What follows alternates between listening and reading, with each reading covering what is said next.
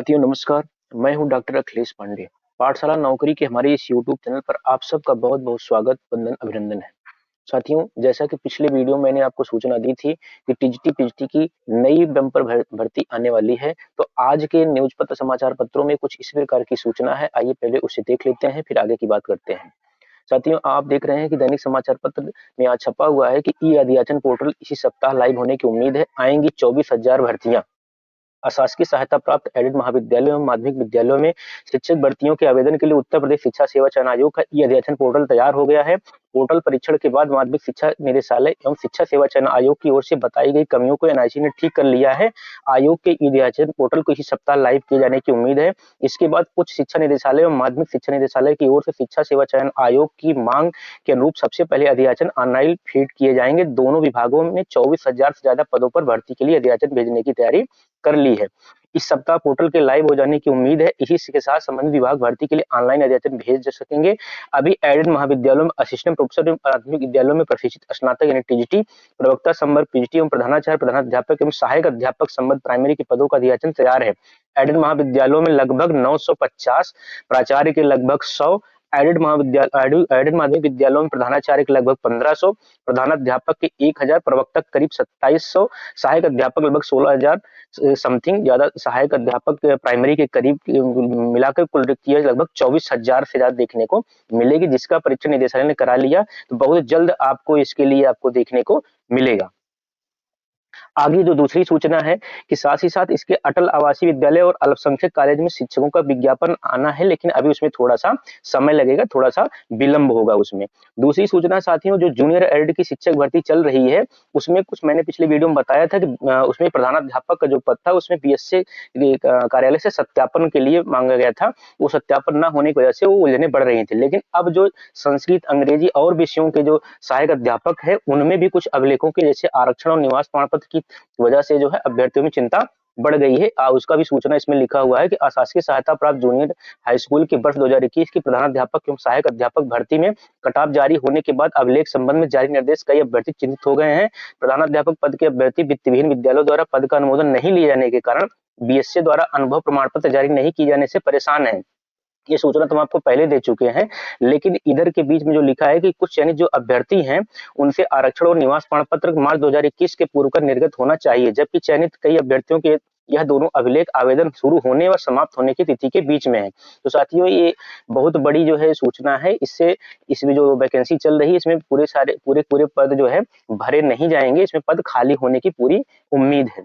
साथियों, एक सूचना है कि डीएलएड संस्थान का विकल्प भरने का आज से शुरुआत हो रहा है।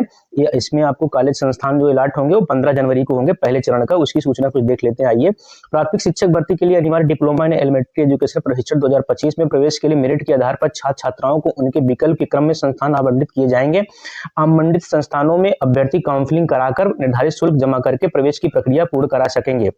मेरिट के आधार पर रैंक 1 से 20,000 तक के अभ्यर्थी सोमवार से संस्थान का विकल्प चुनेंगे। अभ्यर्थियों को एक से अधिक संस्थान का विकल्प अपनी पसंद के क्रम में चुनना होगा। इन अभ्यर्थियों को 15 जनवरी को संस्थान आवंटित किए जाएंगे।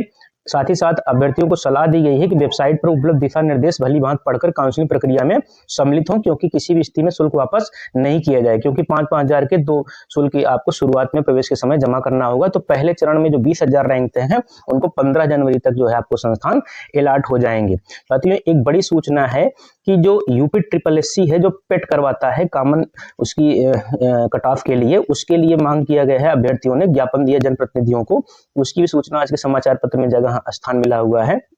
उत्तर प्रदेश अधीनस्थ सेवा चयन आयोग की प्रारंभिक अर्हता परीक्षा पीईटी 2025 में न्यूनतम कट ऑफ निर्धारित किए जाने की मांग प्रतियोगियों ने की है। अपनी मांग के समर्थन में जनप्रतिनिधियों से मुलाकात कर रहे हैं। इस क्रम में रविवार को इलाहाबाद सीट से सांसद उज्जवल रमण सिंह तथा फूलपुर सीट से सांसद प्रवीण पटेल से मिले। दोनों सांसदों ने न्यूनतम कट ऑफ निर्धारित करने के लिए प्रतियोगियों के समर्थन मुख्यमंत्री को पत्र लिखा है। प्रतियोगियों में अनुपम सिंह, मोनू पांडे, हरफजा वगैरह वगैरह का नाम दिया हुआ है। इन्होंने जनप्रतिनिधियों ने मुख्यमंत्री को भेजे पत्र में कहा कि प्रारंभिक अर्हता परीक्षा सिर्फ एक अर्हता पात्रता परीक्षा है यानी क्वालिफाइंग है, न कि मुख्य परीक्षा का अंतिम चयन है। भर्ती परीक्षा को लेकर अभ्यर्थियों में प्रतीक्षा सूची के प्रति जिज्ञासा बनी रहती है। कट ऑफ निर्धारित न होने से प्रतीक्षा सूची जैसा कुछ शेष रहेगा ही नहीं।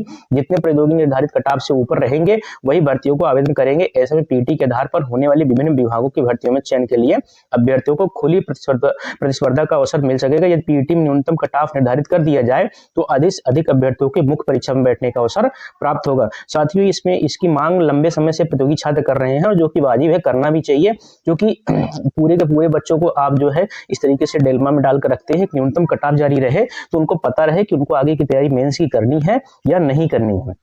साथियों, साथ ही साथ यूपी पीएससी से यानी उत्तर प्रदेश लोक सेवा आयोग की कुछ सूचनाएं हैं, उसको भी देख लेते हैं, जान लेते हैं। बीयू की भर्ती यानी खंड शिक्षा अधिकारी की वैकेंसी वहां से आने वाली है, लेकिन खंड शिक्षा अधिकारी की वैकेंसी में कुछ जो है उसमें बदलाव हो गया योग्यता में। पहले उसमें पीजी के साथ साथ बीएड यानी एलटी की ट्रेनिंग अनिवार्य मांगा जाता था। अब उसमें थोड़ा सा बदलाव हो गया है। अब पीजी तो अनिवार्य है ही है, साथ ही साथ जो बीएड और एलटी की ट्रेनिंग थी वो अनिवार्य नहीं रह गई है, अब वो अधिमानी अर्हता के रूप में देखी जाएगी। तो यानी अब उसमें ओपन हो गया सबके लिए। तो ये थोड़ा सा आने वाले समय में इसमें चैलेंज बढ़ने वाला, कंपटीशन बढ़ने वाला है। साथ ही साथ जो जीआईसी पीजीटी की हमने बताई थी यूपी पीएससी से ही है, उसका एग्जाम डेट मैंने बताया था आपको मार्च अप्रैल में देखने को मिलेगा, तो उसकी भी तैयारी आप करते रहिए। एलटी के एग्जाम जैसे खत्म होंगे उसके बाद उसका भी परीक्षा लोक सेवा आयोग करवाएगा। तो साथियों, आज की जो बड़ी खबर थी वो था कि लगभग 24,000 के करीब जो है असिस्टेंट प्रोफेसर टीजीटी पीटी सब मिला के वैकेंसी आने वाली है। लेकिन एक सबसे बड़ी चुनौती ये है, जो नई भर्ती आएगी इसमें नई नियमावली लागू होगी, और नई नियमावली ये कहती है कि 30 प्रश्न जीएस के भी आएंगे। तो अब तक तो आप अपने विषय के महारथी थे, तो आपको अब थोड़ा सा जीएस पे भी बैलेंस करना पड़ेगा। इसमें ऐसे अभ्यर्थी की ज्यादा उम्मीदवारी बन जाती है जो पीसीएस की भी तैयारी कर रहे थे और अपने सब्जेक्ट पे भी कमांड रखते हैं। तो केवल विषय जो पढ़ते थे टीजीटी पीजीटी वाले, उनको थोड़ा सजग होना पड़ेगा। समय रहते आप जीएस भी पढ़ना शुरू कर दीजिए। तो साथियों, आज की इस वीडियो में कुछ इस प्रकार की सूचनाएं थी। इस प्रकार की सूचना और आने वाले समय में इस चैनल पर हिंदी विषय को लेकर के एक अच्छी तैयारी शुरू करने के लिए आप इस चैनल को हमारे लाइक करें, सब्सक्राइब करें, शेयर करें, कमेंट करें, और ज्यादा से ज्यादा आप सबसे मैं आग्रह करता हूं बार बार इसे हिंदी विषय को उन तमाम बच्चों तक पहुंचाइए जिनको इसकी जरूरत है, क्योंकि आने वाले बेहद कम समय में इसमें कुछ अच्छा शुरुआत करने जा रहा हूं। तो साथियों, आज के लिए नमस्कार, बहुत बहुत धन्यवाद।